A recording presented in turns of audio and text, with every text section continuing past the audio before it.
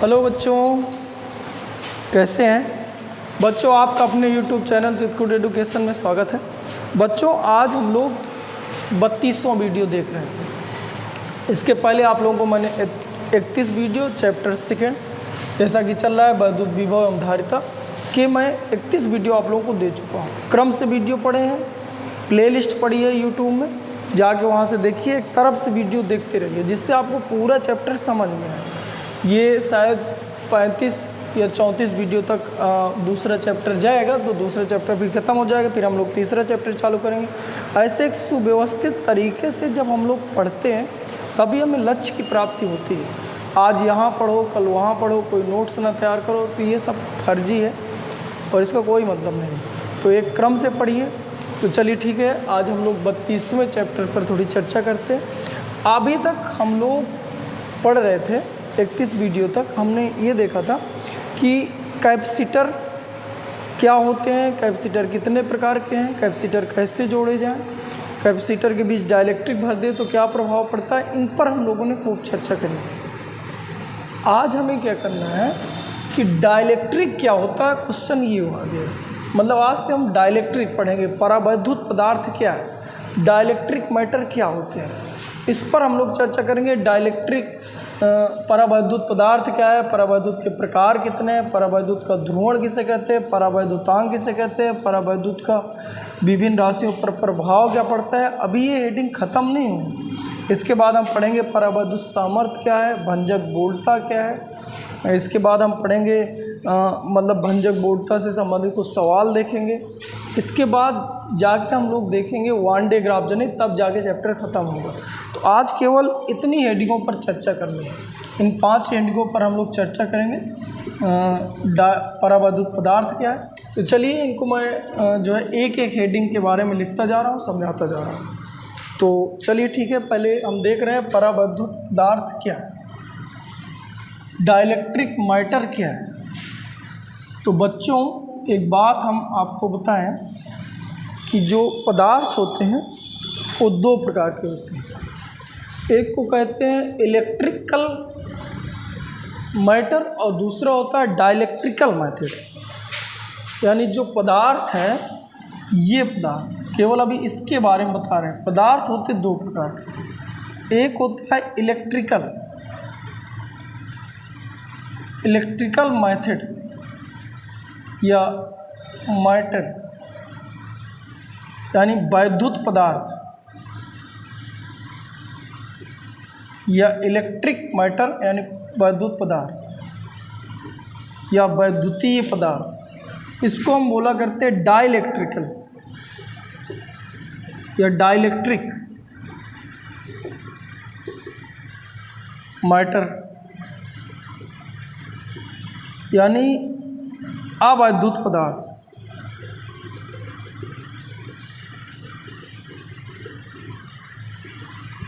या इसी को हम लोग अवैद्युत को हम लोग परावैद्युत बोल देते हैं। मतलब एक बात समझ में आई कि वैद्युत का उल्टा जो होता है उसे हम परावैद्युत कहते हैं। अब इधर थोड़ी और समझिएगा। इसको हम लोग जो वैद्युत पदार्थ में रखे करते हैं तो ये धातुएं होती हैं। मतलब हम लोग चालक पदार्थ इनको बोलते हैं, यानी जिनमें मुक्त इलेक्ट्रॉन होते, मुक्त इलेक्ट्रॉन हों, और ये होते हैं अचालक, जिनमें मुक्त इलेक्ट्रॉन ना अचालक पदार्थ। तो एक बात हमें समझ में आई कि ऐसे पदार्थ जिनमें मुक्त इलेक्ट्रॉन ना हो, पहली बात, ऐसे पदार्थ जिनमें मुक्त इलेक्ट्रॉन ना हो। लेकिन भैया ये जो अचालक पदार्थ होता है, इस अचालक पदार्थ को हम 2 भागों में तोड़ें। एक आपका सीधा सीधा कुचालक होता है,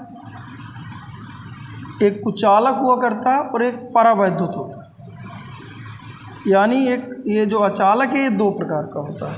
एक कुचालक होता है यानी जिनमें मुक्त इलेक्ट्रॉन ना हो, दोनों में मुक्त इलेक्ट्रॉन नहीं होते। लेकिन अगर वैद्युत क्षेत्र में रख दिया जाए, ये जैसे प्लस की प्लेट रख दें, इधर माइनस की प्लेट रख दें, तो वैद्युत बल लिखा है प्लस से माइनस की ओर चलने लगती है।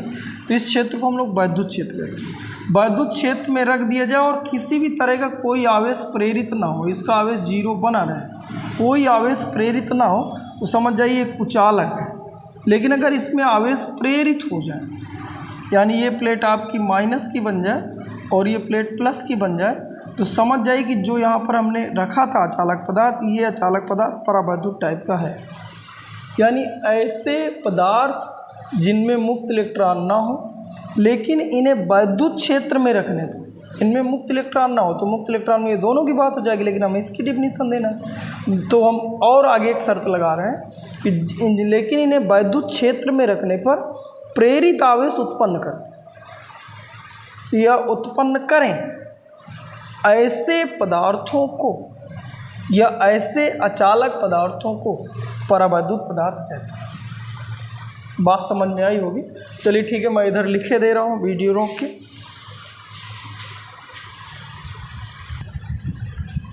हाँ बच्चों, यहाँ मैंने लिख दिया ऐसे पदार्थ जिनमें मुक्त इलेक्ट्रॉन नहीं होते, मतलब मुक्त इलेक्ट्रॉन जिन पर होते हैं उन्हें चालक पदार्थ कहते हैं, जिनमें मुक्त इलेक्ट्रॉन नहीं होते उन्हें अचालक पदार्थ कहते हैं। तो पहली बात अचालक होना चाहिए, मुक्त इलेक्ट्रॉन ना हो लेकिन वैद्युत क्षेत्र में रखने पर प्रेरित आवेश उत्पन्न करते हो, ऐसे पदार्थों को परावैद्युत पदार्थ कहते हैं। जैसे मैंने उदाहरण बताया है, मोम, कांच, अभ्रक, कागज, प्लास्टिक और ETC बहुत सारी हो सकती हैं।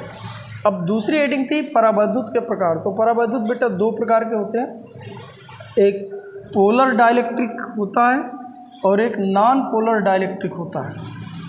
एक पोलर डाइलेक्ट्रिक और नॉन पोलर डाइलेक्ट्रिक। तो चलिए बच्चों इस पर चर्चा करें कि पोलर डाइलेक्ट्रिक किसे कहते हैं और नॉन पोलर डाइलेक्ट्रिक किसे कहते हैं। चलिए एक चित्र से मैं आप लोगों को समझा रहा हूँ, उम्मीद है समझ में आएगा। देखिए इधर मान लीजिए हम इसको यहाँ समझने के लिए यहाँ पर लिखे ले रहे हैं। मान लीजिए कि हमने एक ये पदार्थ लिया और एक पदार्थ हमने ये लिया। इन दोनों पे क्या है कि जो आवेश है उनको दिखाया गया कि मान लीजिए कि इधर पे हमने ले लिया, ये मान लीजिए माइनस का है और ये प्लस का, ऐसे करके इनमें आवेश उपस्थित है।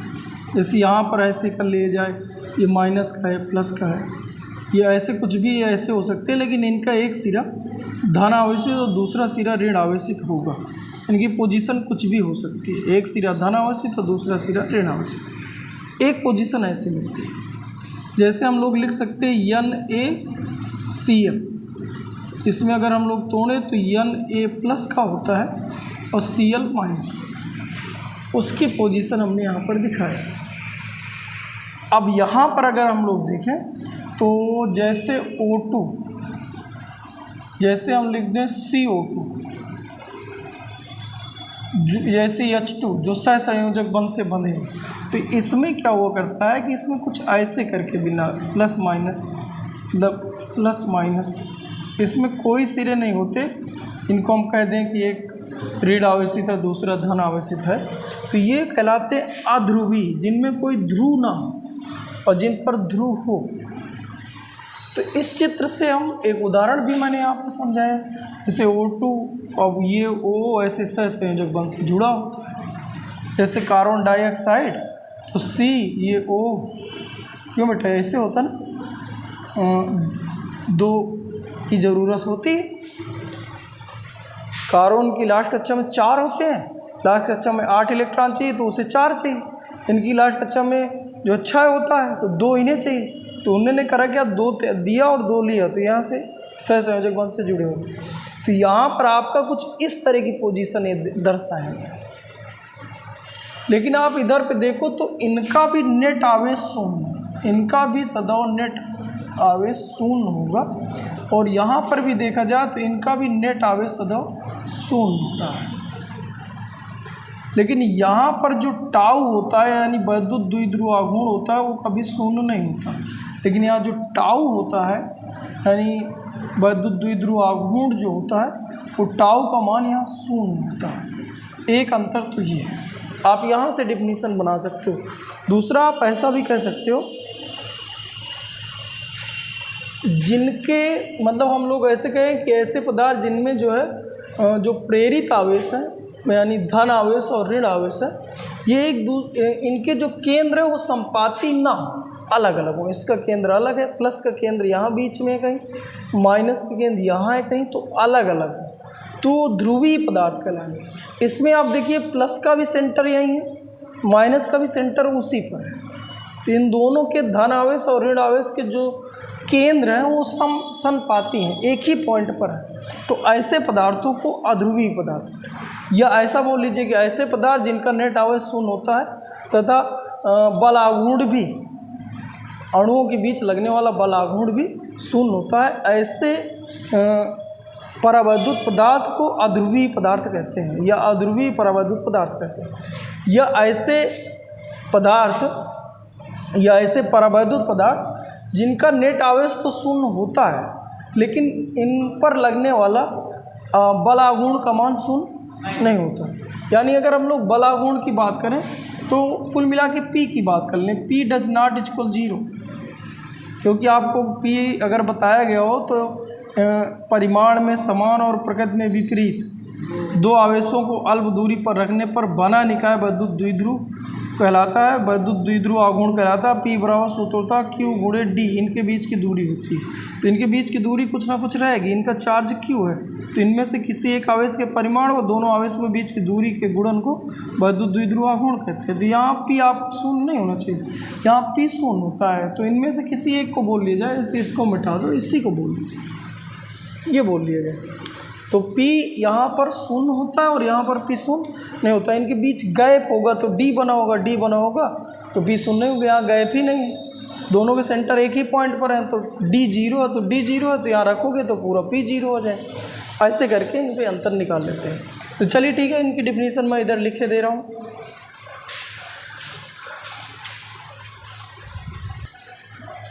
हाँ बच्चों, यहाँ मैंने लिख दिया है डिफिनीशन, जो अभी मैंने समझाया वही डिफिनीशन लिखा है ध्रुवीय परावैद्युत। तो ऐसे परावैद्युत पदार्थ जिनके धन आवेश और ऋण आवेशों का केंद्र जो होता है वो संपाती नहीं होता, अलग अलग होते हैं। इसका सेंटर यहाँ होगा, इसका सेंटर यहाँ होगा, दो सेंटर बने होंगे, प्लस का इधर माइनस का, अलग अलग है, ध्रुवीय परावैद्युत कहलाते हैं। एक डिफिनीशन और लिखें कि जिनका नेट आवेश शून्य हो लेकिन वैद्युत द्विध्रुव आघूर्ण शून्य ना हो, ऐसे पदार्थों को ध्रुवीय परावैद्युत कहते हैं। लेकिन यहाँ पर देखा जाए, जैसे करके मैंने यहाँ उदाहरण भी लिखा है, जैसे NaCl H2O, ऐसे करके उदाहरण आप दे सकते हो। यहाँ पर देखिए अध्रुवीय परावैद्युत, तो इसी का आपको इसी से डिफिनीशन से वहाँ सेट कर लेना था, पूरा यही लिखना था। जहाँ पर लिखे थे केंद्र संपाती नहीं होता तो नहीं हटा दो, केंद्र संपाती होता है वो अध्रुवीय कहलाता है। मतलब एक ही जगह पर दोनों के सेंटर हैं, इनके ध्रुव नहीं बन रहे, प्लस माइनस अलग अलग नहीं, प्लस का सेंटर भी वही है, माइनस का सेंटर भी वही है, इसलिए इसको हम लोग संपाती कहते हैं। और अध्रुवीय पदार्थ जिनमें ध्रुव ही ना बन रहा है और इनका नेट आवेश शून्य होगा, इसका भी नेट आवेश शून्य होता है, लेकिन इसमें P शून्य नहीं होता, इसमें P भी शून्य होता है, यानी वैद्युत द्विध्रुव आघूर्ण भी शून्य हो, ऐसे पदार्थों को हम लोग अध्रुवीय परावैद्युत कहते हैं। जैसे O2, CO2, H2, ऐसे करके N2, ऐसे जितने भी हैं तो सब के सब अध्रुवीय परावैद्युत कहलाते हैं। तो चलिए अगली हेडिंग हम पढ़ रहे हैं, तीसरी हेडिंग है कि परावैद्युत का ध्रुवण क्या है। परावैद्युत का ध्रुवण, तो देखिए ये जो आपका ध्रुव बन रहे थे, एक प्लस का ध्रुव एक माइनस का ध्रुव, जिनके आवेशों का देखिए ध्रुवी, इसके लिए इसका नाम है ध्रुवी, क्योंकि ध्रुव बन रहे हैं प्लस और माइनस। अब हेडिंग है, देखिए समझिएगा, हेडिंग तो बहुत अच्छे से समझ में आएगी बात। हेडिंग है तीसरी, परावैद्युत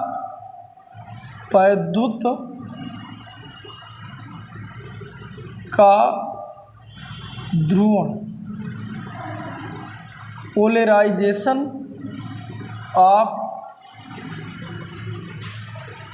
पोलराइजेशन ऑफ डाइलेक्ट्रिक।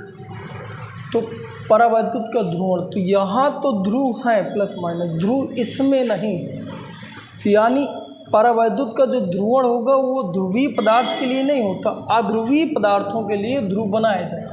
ध्रुवण मीन्स एक प्लस अलग हो जाए, माइनस अलग हो जाए और थोड़ी बीच गैप आ जाए तो ध्रुव बन जाए, ये होता है। तो पहली बात तो परावैद्युत का ध्रुवण इसके लिए नहीं है, ये बात समझ में आई। परावैद्युत का ध्रुवण किसके लिए हो, क्योंकि यहाँ तो ऑलरेडी ध्रुव है, इसमें ध्रुवण उत्पन्न करने के, पोलराइजेशन करने की कोई ज़रूरत ही नहीं, ये ऑलरेडी पोलराइजेशन पे होता है। इसके ध्रुव प्लस माइनस अलग अलग केंद्र पर होते हैं, ध्रुव बना रहे होते हैं। तो पोलराइजेशन ऑफ डाइलेक्ट्रिक है जो, वो पहली बात अध्रुवीय पदार्थों के लिए, इनके लिए अध्रुवीय पदार्थों के लिए। तो इस पर हम लोग थोड़ी चर्चा करें, फिर डिफिनीशन अब करेंगे, थोड़ी फील करो। अब हमने क्या करा कि एक प्लेट प्लस की रखी, एक माइनस की रखी। ये पूरी प्लस की प्लेट है और इसमें माइनस के चार्ज हैं। तो यहाँ बीच में जो क्षेत्र है, यहाँ से यहाँ तक का जो क्षेत्र होता है, इस क्षेत्र को हम लोग वैद्युत क्षेत्र कहते हैं। बाह्य वैद्युत क्षेत्र, इलेक्ट्रिक फील्ड, बल रेखा है प्लस से माइनस की और यूं यूं सभी जगह चलेंगे बल रेखा। चलिए ठीक, अब इनको उठा के यहाँ रख दो ऐसे करके, ये प्लस का था और ये माइनस का। तो बेटा जैसे इनको उठा के हम लोग ऐसे रखते हैं तो ये प्लस होने के कारण ये क्या करता है, दूसरे इसके प्लस को प्रतिकर्षित करता है, और ये माइनस की प्लेट होने के कारण ये माइनस को प्रतिकर्षित करता है, ये प्लस को आकर्षित कर रहा है। ये भगा रहा था और ये खींच रहा था, तो परिणामी रूप से इस प्लस में इधर नेट बल इधर लग गया और इसमें इधर लग गया। तो इसकी कंडीशन क्या हो जाती है, ये प्लस और माइनस थोड़ी विस्थापित हो जाती है, यानी इनके जो ध्रुव थे जो एक ही पॉइंट पर थे वो एक ही पॉइंट पर ना होके थोड़ा सा विस्थापित हो जाते हैं वैद्युत क्षेत्र में, वैद्युत क्षेत्र की दिशा में थोड़ा विस्थापित हो जाते हैं, यानी प्लस वैद्युत क्षेत्र की दिशा में चला जाता है और माइनस वैद्युत क्षेत्र के विपरीत हो जाता है। और एक आंतरिक वैद्युत क्षेत्र भी, क्योंकि बल रेखा है सदैव प्लस से माइनस की ओर जाती है, तो आंतरिक वैद्युत क्षेत्र भी उत्पन्न करने लगते हैं। तो जो इस तरह से इसकी पोजीशन जो इस तरह से चेंज हुई है, इसी घटना को ही हम लोग पोलराइजेशन ऑफ डाइलेक्ट्रिक कहते हैं, परावैद्युत का ध्रुवण कहते हैं। यानी हम जब इसकी डिफिनीशन बनाएंगे तो हम लोग ऐसे लिखेंगे कि जब किसी अध्रुवीय पदार्थ को वैद्युत क्षेत्र में, अध्रुवीय परावैद्युत पदार्थ को वैद्युत क्षेत्र में रखते हैं, तो ऋण आवेश वैद्युत क्षेत्र के विपरीत और धन आवेश वैद्युत क्षेत्र की दिशा में, मतलब ये वैद्युत क्षेत्र की डायरेक्शन हो गई, और ऋण आवेश वैद्युत क्षेत्र के विपरीत विस्थापित हो जाते हैं। तो जिससे इसका एक सिरा ऋण आवेशित व दूसरा सिरा धन आवेशित हो जाता है। इस प्रकार जो उत्पन्न आवेश थे, जो आवेश उत्पन्न हो गए, इनको प्रेरित आवेश कहते हैं, और इस घटना को हम परावैद्युत का ध्रुवण कहते हैं। ठीक है, मतलब ध्रुव बनने लगे, प्लस माइनस अलग अलग हो जाए, सेंटर अलग अलग हो जाए, जिससे ध्रुव बनने लगे।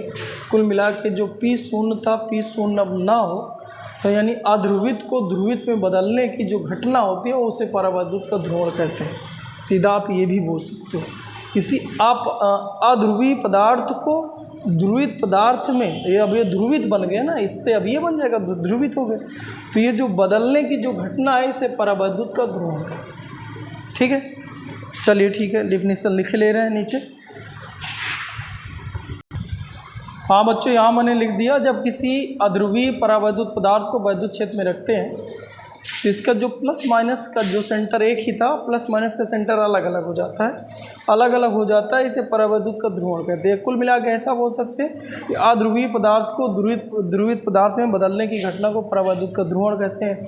या ऐसा बोल सकते हो, किसी परावैद्युत पदार्थ को जब वैद्युत क्षेत्र में रखते हैं, किसी भी परावैद्युत पदार्थ को जहाँ पर ये प्लस माइनस अलग अलग ना हो, अलग अलग ध्रुव ना बना रहे हों, प्लस माइनस ऐसे ही नेट P जिनका जीरो होता है, उन ऐसे कोई भी परावैद्युत पदार्थ को ले लीजिए और वैद्युत क्षेत्र में रखिए, तो उसका एक सिरा धन आवेश और दूसरा सिरा ऋण आवेशित हो जाता है, या कुल मिला के प्रेरित आवेश उत्पन्न हो जाते हैं। इन आवेशों को प्रेरित आवेश कहते हैं। और किसी भी परावैद्युत पदार्थ में प्रेरित आवेश उत्पन्न हो जाने की घटना को परावैद्युत का ध्रुवण कहते हैं। या इनमें से कोई एक डिफिनीशन लिख सकते हो, मैंने एक लिख दी है। चलो ठीक है, अगली हेडिंग है जो परावैद्युतांक क्या है। परावैद्युतांक क्या है बच्चों, देखें इसको भी फील करो, बहुत अच्छे से समझ में आएगा, बस थोड़ी आप ध्यान दीजिए, फील करा जाए। अभी तक हम देख रहे थे कि मान लीजिए एक वैद्युत क्षेत्र उत्पन्न करें, ये प्लस का क्यू इसको आवेश दे दें तो ये प्लस प्लस की प्लेट ऐसे बन जाए, और यहाँ पर हम माइनस का इसमें क्यू दे दें तो ये माइनस माइनस की ऐसी प्लेट बन जाए।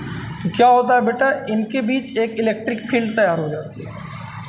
अब इसको समझाने की कोशिश कर रहे हैं। अब इस इलेक्ट्रिक फील्ड में यदि हम कोई परावैद्युत पदार्थ रख दें, कोई भी परावैद्युत पदार्थ रख दीजिए, तो उसका एक सिरा धन आवेशित और दूसरा सिरा ऋण आवेशित हो जाता है। मान लीजिए परावैद्युत पदार्थ कुछ ऐसे था, इसकी अभी तक दिखा रहे थे, प्लस माइनस था, अध्रुवीय परावैद्युत पदार्थ था। इसको उठा के हम लोग इधर हम लोग रखना चाह रहे हैं, इधर। तो जब हम लोग ऐसे करके इसमें रख देंगे तो बेटा इसमें पोजीशन क्या होगी कि ये सिरा ऋण आवेशित हो जाएगा और ये सिरा धन आवेशित हो जाएगा और ये कुछ ऐसे बदल जाएगा, ऐसे से ऐसे में चेंज हो जाएगा। ये समझिए, ये सिरा जो ऋण आवेशित हो जाएगा और ये सिरा धन आवेशित हो जाएगा। तो ऐसे से ऐसे में जो बदला है इसको हम क्या करते हैं, पोलराइजेशन ऑफ डाइलेक्ट्रिक, परावैद्युत का ध्रुवण। अब देखो हमें पढ़ना है परावैद्युतांक क्या है। अच्छा जी, ये जो बल रेखा होती है सदैव प्लस से माइनस की ओर चलती है, तो ये प्लस है माइनस है, तो ये जो बल रेखाएं इधर चलेंगी या ये इधर से इधर जो बल रेखाएं चल रहे हैं इसको एक्सटर्नल यानी बाह्य वैद्युत क्षेत्र कहते हैं। ये आपका बाह्य वैद्युत क्षेत्र। लेकिन आप यहाँ देखिए, जो ये प्रेरित आवेश उत्पन्न है, मान लीजिए इस आवेश को हम माइनस क्यू कह रहे हैं और इसको हम मान लीजिए प्लस क्यू कह रहे हैं, तो ये जो प्रेरित आवेश उत्पन्न हुआ है इसमें इधर प्लस है इधर माइनस है, तो यहाँ से यहाँ भी एक वैद्युत क्षेत्र उत्पन्न होगा। इसको हम कहते हैं आंतरिक वैद्युत क्षेत्र, आंतरिक वैद्युत क्षेत्र, यानी इसको ई इंटरनल आई से दिखाया ले रहा है। अब आंतरिक वैद्युत क्षेत्र और बाह्य वैद्युत क्षेत्र एक दूसरे के विपरीत है, तो इसका मतलब आंतरिक वैद्युत क्षेत्र बाह्य वैद्युत क्षेत्र का विरोध कर रहा होगा। क्यों है? अगर बाह्य वैद्युत क्षेत्र इधर लग रहा है तो आंतरिक वैद्युत क्षेत्र उसका विरोध कर रहा है, अपोजिट। विरोध की इसी माप को परावैद्युतांक कहते हैं। कितना विरोध करेगा, विरोध की इसी माप को हम लोग परावैद्युतांक कहते हैं। अब बात समझ में, परावैद्युतांक क्या है? तो हम लोग सीधे सीधे ये बोलें कि जब किसी परावैद्युत पदार्थ को वैद्युत क्षेत्र में रखा जाता है तो प्रेरित आवेश के कारण उत्पन्न वैद्युत क्षेत्र बाह्य आवेशों के या मूल आवेश के कारण उत्पन्न वैद्युत क्षेत्र का विरोध करता है। विरोध की सीमा को परावैद्युतांक कहते हैं। तो चलिए ठीक है, लिखे ले रहे हैं इधर। चलिए बच्चों, मैंने लिखा जब किसी परावैद्युत पदार्थ को बाह्य वैद्युत क्षेत्र में रखते हैं तो परावैद्युत के ध्रुवण के कारण, परावैद्युत का ध्रुवण है, ये पोलराइजेशन हुआ यहाँ, ये इधर माइनस गया इधर प्लस गया, ये इस प्रकार जो आवेश उत्पन्न हुआ है इन आवेशों को हम प्रेरित आवेश कहते हैं। तो चाहे आप ऐसा लिख सकते हो कि प्रेरित आवेश उत्पन्न हो जाने के कारण, प्रेरित आवेश उत्पन्न हो जाने के कारण, या इसी को लिख दिया जाए कि परावैद्युत के प्रेरण के कारण। कहाँ लिखा है? तो वो रखते हैं तो परावैद्युत के ध्रुवण के कारण, ये परावैद्युत के ध्रुवण के कारण ये लिखा है आंतरिक वैद्युत क्षेत्र उत्पन्न होता है। जो बाह्य वैद्युत क्षेत्र यानी एक्सटर्नल जो इलेक्ट्रिक फील्ड है उसका विरोध करता है। विरोध की सीमा को परावैद्युतांक कहते हैं। चलिए ठीक है, और एक डिफिनीशन और समझा रहे हैं बेटा। एक डिफिनीशन ये समझें, क्योंकि अगर इसकी डिफिनीशन बनाई जाए तो सूत्र आया करता है, परावैद्युतांक को हम लोग के से व्यक्त करते हैं, तो के बराबर एक सूत्र मिलता है बेटा, के बराबर एप्सिलॉन बटे एप्सिलॉन नॉट। इसको बोला करते हैं पदार्थ की वैद्युतशीलता, की वैद्युतशीलता, और इसको बोलते हैं निर्वात की वैद्युतशीलता, निर्वात की वैद्युतशीलता। ये होता है बेटा। अब अगर हम लोग बात करें तो इसका जो अनुपात है ये परावैद्युतांक कहलाता है। इसको हम बोलते हैं परावैद्युतांक, डाइलेक्ट्रिक कांस्टेंट बोलते हैं ये। अब यहाँ से अगर हम लोग डिफिनीशन बनाएं तो एक बहुत अच्छी डिफिनीशन निकल के आ रही है कि किसी पदार्थ, या ऐसा बोला जाए, निर्वात के सापेक्ष, निर्वात के सापेक्ष किसी पदार्थ की वैद्युतशीलता को निर्वात के सापेक्ष किसी पदार्थ की वैद्युतशीलता को परावैद्युतांक कहते हैं।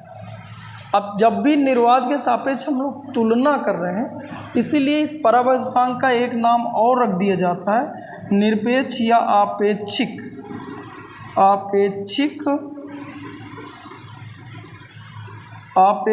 चुंबकशीलता, वैद्युतशीलता। इसलिए इसको एक संकेत और दिया करते हैं, एप्सिलॉन इंटू एप्सिलॉन आर का संकेत देते हैं। तो यानी एप्सिलॉन आर या के कहे तो आप सूत्र होता है एप्सिलॉन बटे एप्सिलॉन नॉट। यहाँ से एक डिफिनीशन और बन जाती है। अभी मैं एक बार और डिफिनीशन बोले दे रहा हूँ, अथवा इसके नीचे लगाओ और सूत्र लिखो। सूत्र नहीं, पहले डिफिनीशन लिख लो। निर्वात के सापेक्ष किसी पदार्थ की वैद्युतशीलता को आपेक्षिक वैद्युतशीलता तो परावैद्युतांक है। एक डिफिनीशन ये लिखो, अर्थात करके फिर ये सूत्र लिखो। ये अब देखिए, बीमा, राशि, मात्रक, ये सब चीज़ लिख लिया जाए इधर। तो देख रहे हैं, हाँ बच्चों, यहाँ आपने सूत्र लिख लिया होगा। पहले नंबर पे सूत्र लिख लीजिए, एप्सिलॉन बटे एप्सिलॉन नॉट। पदार्थ की वैद्युतशीलता, निर्वात की वैद्युतशीलता, मात्रक से मात्रक कट जाएगी, बीमा से बीमा कट जाएगी। तो मतलब ये बीमाहीन राशि है, मात्रकहीन राशि है।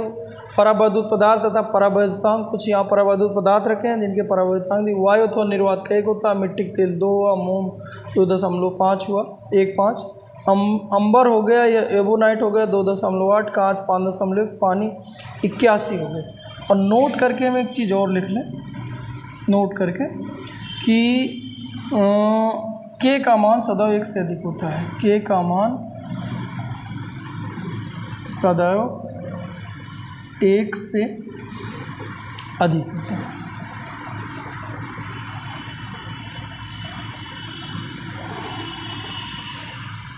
अब देखिए, एक होने का मतलब क्या है कि विरोध की जो माप है वो 1 है। मतलब जो इधर है, तो यहाँ मान लो 1 से ही तुलना कर रहे हैं। तो कहने का मतलब ये जो अगर बीच में हम एयर भर देंगे तो एक भी आंतरिक वैद्युत क्षेत्र उत्पन्न नहीं होगा। यानी इन दोनों की वैल्यू सेम, ये सेम कट जाएगा तो 1 आ जाएगा। मतलब जो विरोध की माप थी उससे हम परावैद्युतांक करें तो यानी कोई विरोध नहीं है, इसलिए हम इसको 1 कहते हैं। फिर तुलना करी जाती है कि 1 की तुलना में 81 गुना ज़्यादा विरोध होता है। तो ऐसे करके 81 गुना ज़्यादा विरोध करता है। और इस तरह से हम लोग ये रख सकते हो कि का मान सदैव 1 से अधिक होता है। चलिए लास्ट हेडिंग इसकी देख रहे हैं कि परावैद्युत पदार्थ का प्रभाव क्या पड़ता है। यानी हमें हेडिंग डालना है कि परावैद्युत का विभिन्न राशियों पर प्रभाव। चलिए मिटा लीजिए और आगे देखें, परावैद्युत का विभिन्न राशियों पर प्रभाव।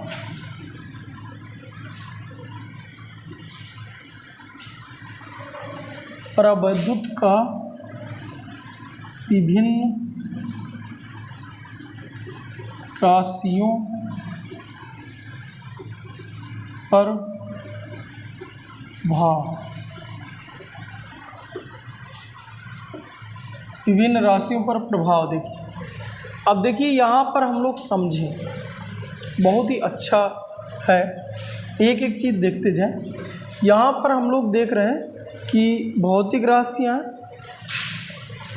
और एक हमने परावैद्युत पदार्थ, ये हम संधारित्र ले लिए। और चलिए ठीक है, इसमें हम ऐसे करके कुछ बात करते हैं।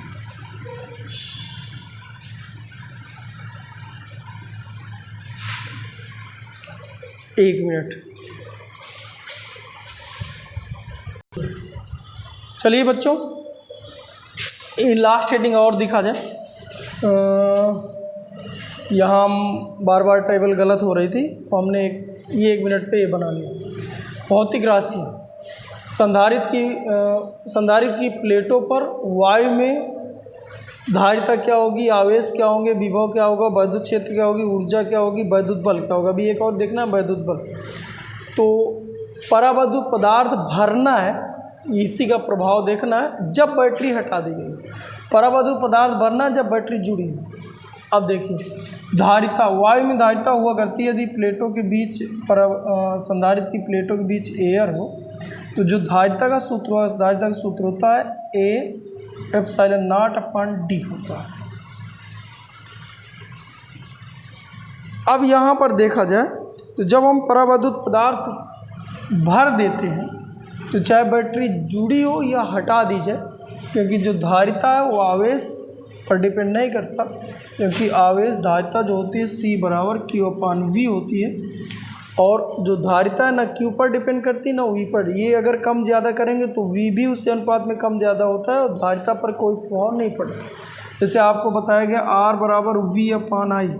अगर हम लोग विभवांतर बढ़ा दें प्लेटों के बीच तो करंट भी उसी अनुपात में बढ़ जाता है। प्रतिरोध विभवांतर और धारा पर डिपेंड नहीं करता, प्रतिरोध डिपेंड करता है कि आपने तार कैसा लगाया, रुकावट उस पर निर्भर करता है। ऐसे ही यहाँ पर C हुआ करता है।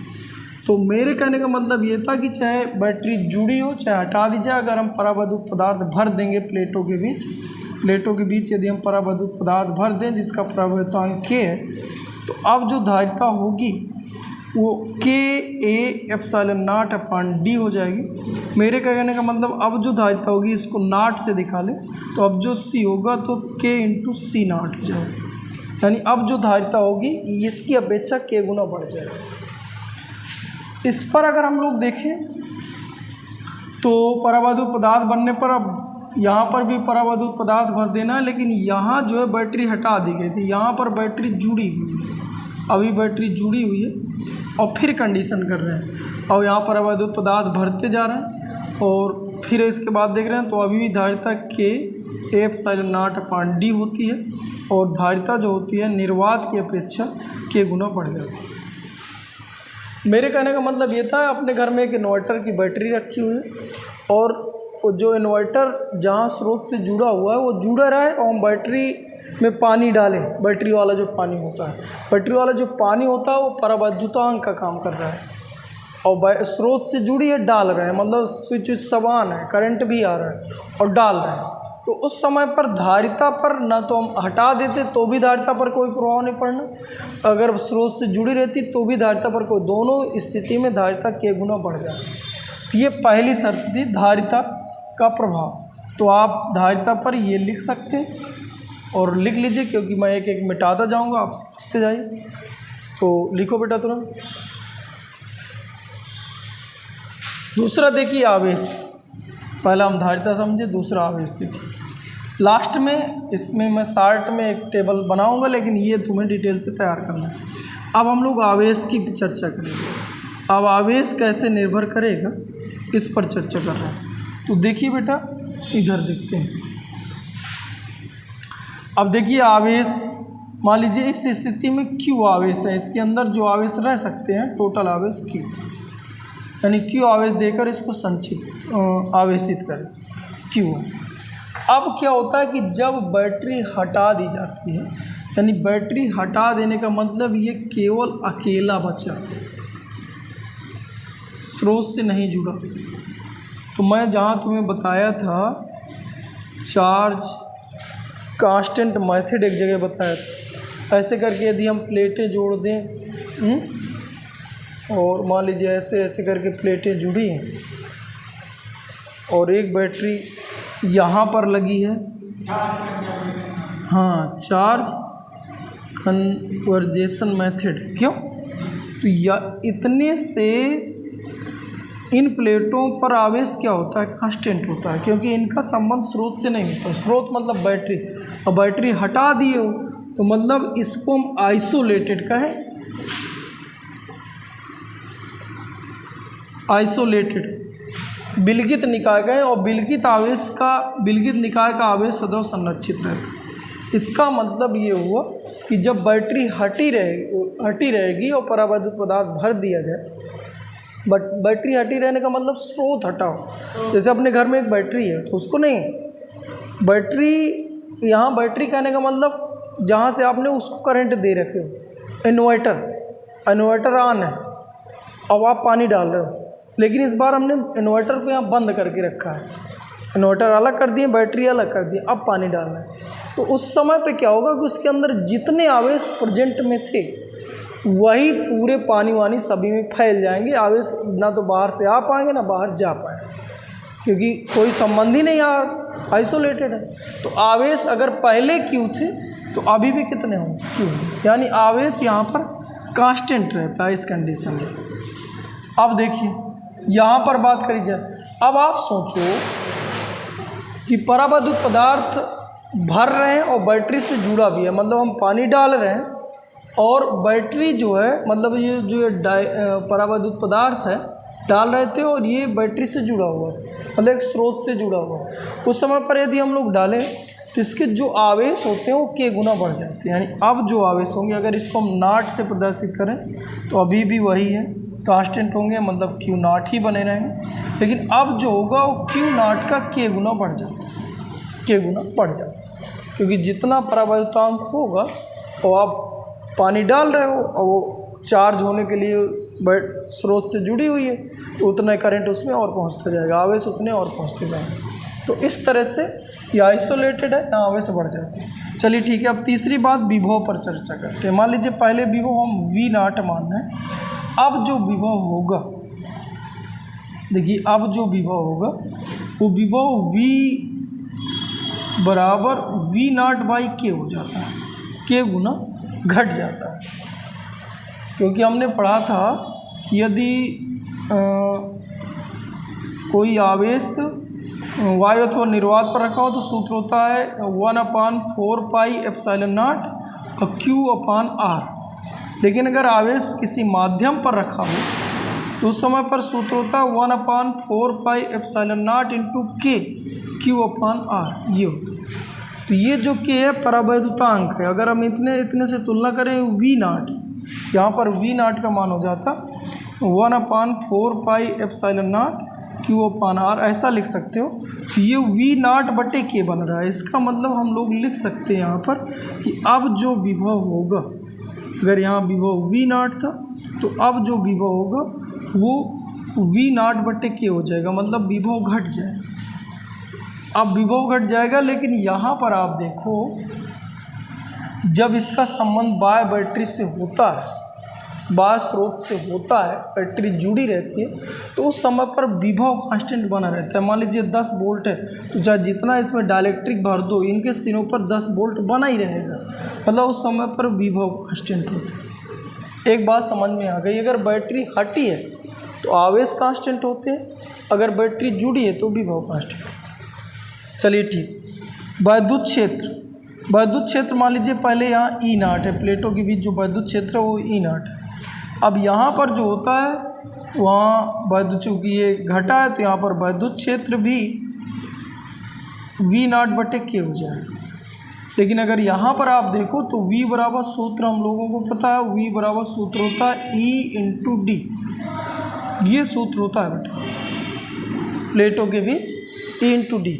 डी प्लेटों के बीच की दूरी है, तो जब डाइलेक्ट्रिक पदार्थ भरते हैं तो प्लेटों के बीच की दूरी कांस्टेंट बना रहती है, प्लेटें नहीं फैल जाती, यानी डी कांस्टेंट है। अब विभव आपका पहले से कांस्टेंट था, बचा आपका ई, डी भी कांस्टेंट है, वी भी कांस्टेंट है, तो इसका मतलब यहाँ पर ई भी कांस्टेंट होगा, यानी जो पहले वैद्युत क्षेत्र था यहाँ वायु अथवा निर्वात पर अभी भी वही होगा, लेकिन यहाँ पर विभव घट जाता है। अब ऊर्जा की बात करी जाए, यहाँ पर थोड़ी चर्चा करें तो पहले ऊर्जा U नाट बराबर लिखे ले रहे हैं, सूत्र होता है हाफ, कितना होता है half CV square, half CV square होता है, या इसी को हम लोग लिख सकते हैं हाफ C बराबर सूत्र का Q V बराबर सूत्र होता है Q/C, अच्छा Q स्क्वायर बाई C, ये दो सूत्र होते हैं, क्यों भाई। अब यहाँ से अगर हम लोग देखें तो यहाँ पर क्या कांस्टेंट है, आवेश कांस्टेंट है बेटा। तो अगर यहाँ आवेश कांस्टेंट है, इसका मतलब ये वाला सूत्र यहाँ लगाया जाए, U बराबर हाफ Q स्क्वायर बटे C। अब अगर हम लोग देखें बेटा तो C का जो मान था, सबसे शुरू में धारिता लिखे थे, एक बार फिर से लिखे दे रहे हैं। धारिता अगर यहाँ C नाट है, यहाँ आपको बताया गया था जो धारिता होती है के गुना सदैव बढ़ती है, बैटरी जुड़ी हो चाहे ना जुड़ी, याद है शुरू में बताया था C नाट। अब अगर यहाँ पर c की वैल्यू रख दो तो यहाँ पर हो जाएगा k इंटू सी नाट, और यहाँ पर जो c है वो c नाट है निर्वात पर। अब देखिए क्यू स्क्वायर बटे सी नाट को, क्यू स्क्वायर बटे सी नाट को हम यू नाट लिख सकते हैं। इसका मतलब ये हो जाएगा यू नाट बटे के, यानी अब जो स्थिति जो ऊर्जा होगी वो इतनी होगी। और यहाँ पर अगर हम लोग देखें तो यहाँ पर आवेश कांस्टेंट है बेटा, यहाँ पर आवेश कांस्टेंट था, तो इसलिए हम लोग करेंगे क्या, यहाँ पर आवेश कांस्टेंट है इसलिए स्थिति जो ऊर्जा का जो सूत्र है वो रखेंगे हाफ सी वी स्क्वायर रखेंगे। यहाँ पर जो धारिता है वो सी है तो हाफ सी वी स्क्वायर रखेंगे और सी का मान रख दो। यहाँ सूत्र लिखे थे हाफ क्यू स्क्वायर बट्टे सी, क्योंकि यहाँ आवेश कांस्टेंट था तो आवेश के पद हम रखे थे। यहाँ पर विभव कांस्टेंट था तो विभव पद हम रखे। अब सी का मान रख दो, तो सी का मान है के इंटू सी नाट। अब यहाँ से तुलना कर दो तो half C not into V square, C not into V square को हम यू नाट कहते हैं। इसका मतलब ये आपका बन जाएगा बेटा यू के इंटू यू नाट, ये होगा। ऐसी ही पांचवी बात अगर हम लोग छठवीं बात अगर हम लोग करें तो वैद्युत बल की बात करते हैं।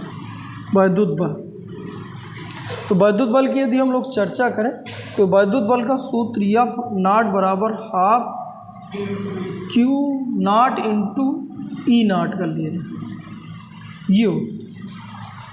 अब देखिए यहाँ आवेश कांस्टेंट है तो क्यू नाट कांस्टेंट है, और यहाँ पर ई है जो के गुना कम हो गया था, एक लिखा है यार यहाँ ई नाट।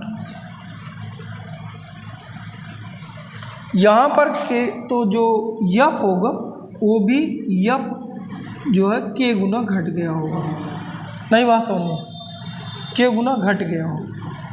और यहाँ पर जो यफ होता है वो के गुना बढ़ जाता है। इस तरह से हम लोग 6 पॉइंट पर चर्चा किए।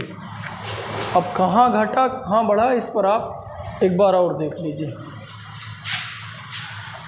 धारिता की बात करें, धारिता यहाँ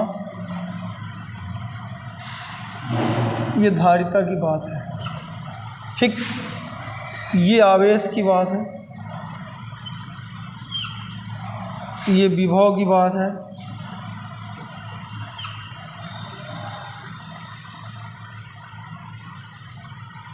इसके बाद हमने वैद्युत क्षेत्र पर चर्चा करा, ये वैद्युत क्षेत्र की बात है यार। इसके बाद हम ऊर्जा पर चर्चा करें तो ये ऊर्जा पे 2 सूत्र हमने लिखा था, ये लिखे हैं, यहाँ ये लिखे, यहाँ पर ये लिखे, और ये लास्ट में हम लोगों ने वैद्युत बल पे चर्चा करा तो वैद्युत बल के लिए ये सूत्र,